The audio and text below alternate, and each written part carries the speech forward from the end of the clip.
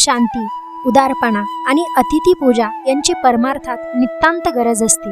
या तिन्ही गोष्टी पृथ्वीपासून म्हणजे भूमी, पर्वत व वृक्ष यापासून शिकता येतात. शांती म्हणजे स्थित, प्रज्ञता.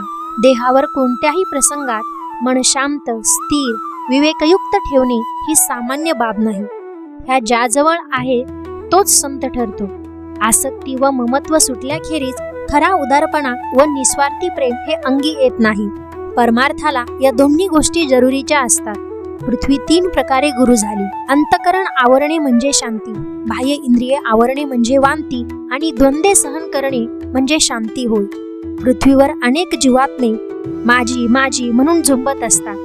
तिच्यावर प्रहार करतात, पण ती आपले एकपण न मोडता अखंड राहते. तसेच उपासकाने देह माध्यमातून भिन्न भिन्न कर्मे करताना वृत्तीने सदा सर्वदा आत्म्याशी एकरूप अखंड राहावे. पृथ्वी म्हणजेच भूमी ही कोणी पूजा करो वा तिच्यावर नाना प्रकारची अमंगल आघात केले तरी पृथ्वीला हर्ष वा दुःख होत नाही. एकात्म भावाने ती द्वंद्वापासून अलिप्त राहते. सर्व जीवात्म्यांना ती त्यांचे भरण पोषण करण्यास मदतच करते. अशी अभिनव शांती ती धारण करीत असते. प्रत्येकाचे ती आघात सहन करीत राहते. कोणावर कोसळून आघात करीत नाही. जसा ऊस हा खाणाऱ्याला गोड लागतो, तसाच तो कापणाऱ्या शस्त्राला सुद्धा गोड रसच लावतो.